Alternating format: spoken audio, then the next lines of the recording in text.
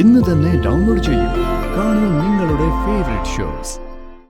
അങ്ങനെ അങ്ങ് പിണങ്ങല്ലേ മാഷേ.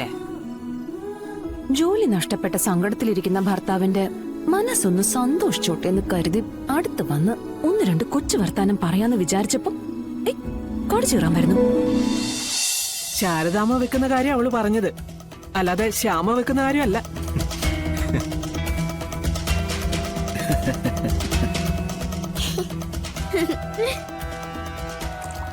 ഈ പാചകം എന്ന് പറയുന്നതേ അനുഗ്രഹിച്ചു കിട്ടിയൊരു കലയാ. അത് ചുളിവിൽ ആർക്കും അങ്ങനെ സ്വന്തമാക്കാൻ പറ്റത്തില്ല. പക്ഷെ ശാലിനിക്ക് ആ ഗുണം കിട്ടിയിട്ടുണ്ട്. അല്ല മോളിരിക്ക്, പൊന്നൊളിമ്പിക്കോളും. പൊന്നെ ഒരു കസേരയും കിടത്തേ. അതല്ല അച്ഛാ, ഞാൻ വിഷ്ണുവേട്ടൻ വന്നിട്ട് ഒരുമിച്ചിരുന്നോളാം. അങ്ങനെ അങ്ങനെ. പിന്നെ എല്ലാവരോടും ഒരു കാര്യം പറയാനുണ്ട്. മറ്റൊന്നുമല്ല, ഒരു യാത്ര പോയാൽ കൊള്ളാന്നുണ്ട്. അത് നല്ലതാ സത്യമ്മേ. ഊട്ടി മതി. കൊടൈക്കനാലും പോണം. ആഹാ, നിങ്ങളുടെ ഊട്ടിയിലും കൊടൈക്കനാലിലും പോയി കിടക്കാൻ ഞാനില്ല. വയസ്സാം കാലത്ത് മഞ്ഞത്ത് നടുവത്ത് പോയി കിടക്കാൻ ഞാനില്ലേ. രോഹിത്തെ, നമ്മൾ ഇത്രയും പേർക്ക് പോകാൻ പറ്റുന്ന ഒരു വണ്ടി ഏർപ്പാടാക്കണം. ഊട്ടിയും കൊടൈക്കനാലൊന്നും വേണ്ട, നമുക്കേ കണ്ണനെ ഒന്ന് കാണാൻ പോകാം, ഗുരുവായൂർക്ക്.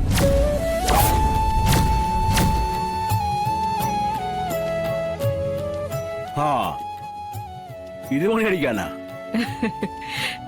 പഴയ ബിസിനസ് ഒക്കെ തുടങ്ങാൻ പോയില്ലയോ? അതിനുമുമ്പ് ഗുരുവായൂരൊക്കെ പ്രാർത്ഥിക്കുന്നത് നല്ലത് തന്നെ. അത് നല്ലൊരു കാര്യ. ഏത് ബിസിനസ്സുകാരും ആദ്യം ചെന്ന് പ്രാർത്ഥിക്കുന്നത് അവിടെ തന്നെയാ. പക്ഷെ എനിക്ക് വരാൻ പറ്റുമെന്ന് തോന്നുന്നില്ല സത്യമ്മേ. ഈ മാസം മുഴുവൻ ഓരോരോ തിരക്കുകള്, പോരാത്തതിന് മന്ത്രിയുടെ വരവും ഉണ്ട്. അങ്ങനെ പറഞ്ഞാൽ എങ്ങനെയാ മോളെ? നീ ഒന്ന് ശ്രമിച്ചു നോക്ക്. സത്യമ്മ, കുട്ടികൾക്ക് പരീക്ഷയല്ലേ, അപ്പൊ അവരെ കൊണ്ടുപോയാ അവരെങ്ങനെ പഠിക്കുക? പിന്നെ ഇവിടുത്തെ പിള്ളേർ IAS പഠിക്കുന്ന പ്രായമല്ലേ. അത്ര ബുദ്ധിമുട്ടാണെങ്കിൽ നീ നിന്റെ കൊച്ചിനെ വിടണ്ട.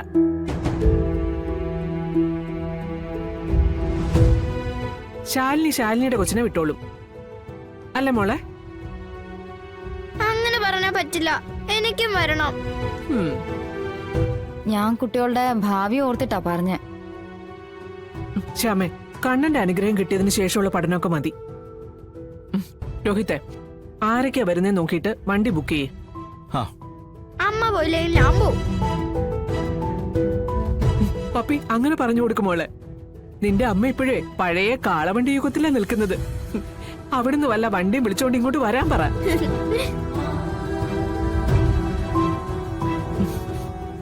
അപ്പൊ ഇനി യാത്രയ്ക്ക് മാറ്റമില്ല, എല്ലാവരും പോകുന്നു. മോളെ, നീയും കൂടെ ഒന്ന് വരാൻ നോക്ക്.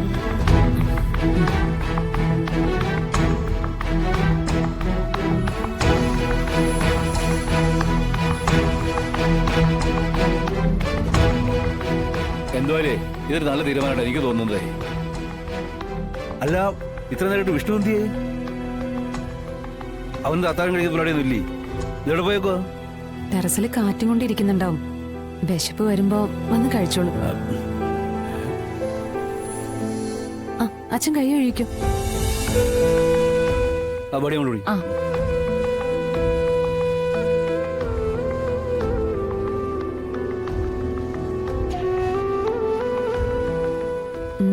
എന്തേ കഴിക്കാതിരിക്കുന്നെ? മുഴുവൻ കഴിച്ചേ.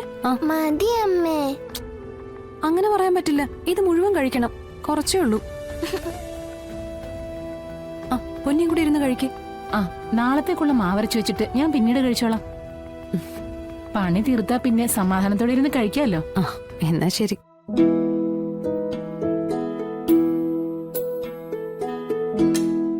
പപ്പി, അത് മുഴുവൻ കഴിക്കണേ. എനിക്ക് മതി അമ്മേ. ഞാൻ സത്യ വരാൻ വേണ്ടി വെയിറ്റ് ചെയ്യാം. എനിക്കും മതി. മുഴുവൻ കഴിച്ചിട്ട് പോ. മതി അമ്മേ, എന്തൊരു കഷ്ടാ ഈ പിള്ളേര്.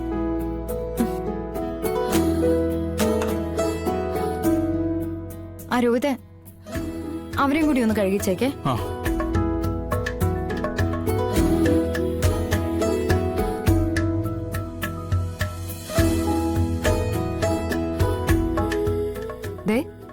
എല്ലാവരും പോയി.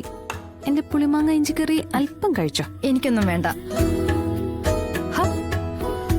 ദേ, സത്യാമ്മയും അച്ഛനും ഒക്കെ നല്ല അഭിപ്രായം പറഞ്ഞത്, പ്രത്യേകിച്ച് സത്യാമ്മ. അതെ, സത്യാമ്മയുടെ ഈ സ്നേഹം കണ്ടിട്ടേ വല്ലാതെ അങ്ങ് പുളകം കൊള്ളണ്ട. സ്നേഹിച്ച് സ്നേഹിച്ച് തലേ കയറ്റി വെക്കുന്നത് പോലെ തള്ളി താഴെ ഇടാനും സത്യാമ്മയ്ക്ക് അറിയാം. പിന്നെ നേരത്തെ ഞാൻ പറഞ്ഞല്ല, ഓർമ്മയുണ്ടല്ലോ? നീ എന്താ ശ്യാമേ ഭീഷണി പോലെ? അതെ, ഭീഷണിപ്പെടുത്തൊന്നുമല്ല. ഞാൻ മുങ്ങുവാണെങ്കിൽ ഒരാളെ ഞാൻ ബാക്കി വെക്കില്ല. കൂട്ടത്തോടെ ഞാൻ മുക്കും. പറഞ്ഞില്ലെന്ന് വേണ്ട.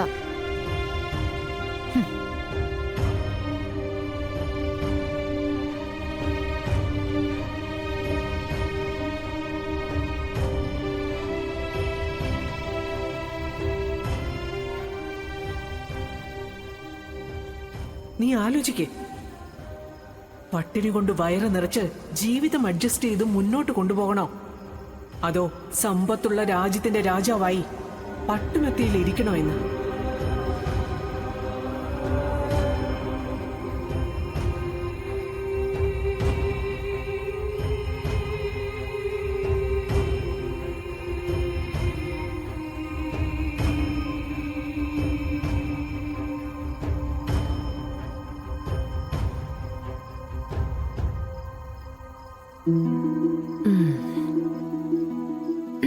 അതെ, ഈ ജോലി പോയതിന്റെ സങ്കടത്തിലാണെന്ന് തോന്നുന്നു.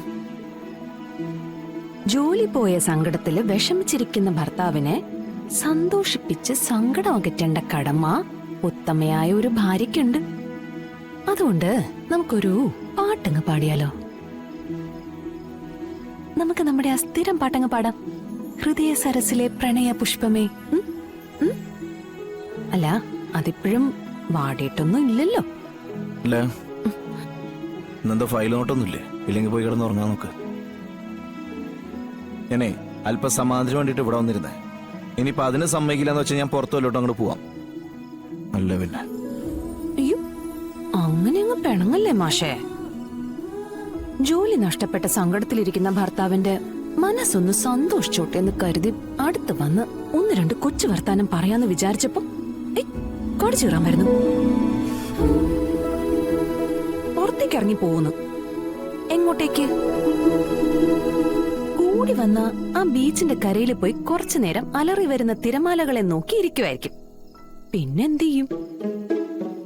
കുറെ നേരം അത് നോക്കിയിരുന്ന ബോറടിക്കില്ലേ? പിന്നെ തിരിച്ച് ഇങ്ങോട്ട് തന്നെ വരുകയും വേണം. എടോ, ഞാൻ പറയുന്നേക്ക്, എന്നൊന്ന് വെറുതെ വിട്. ഞാൻ കുറച്ചേരം സ്വസ്ഥമായിട്ട് നിൽക്കട്ടെ.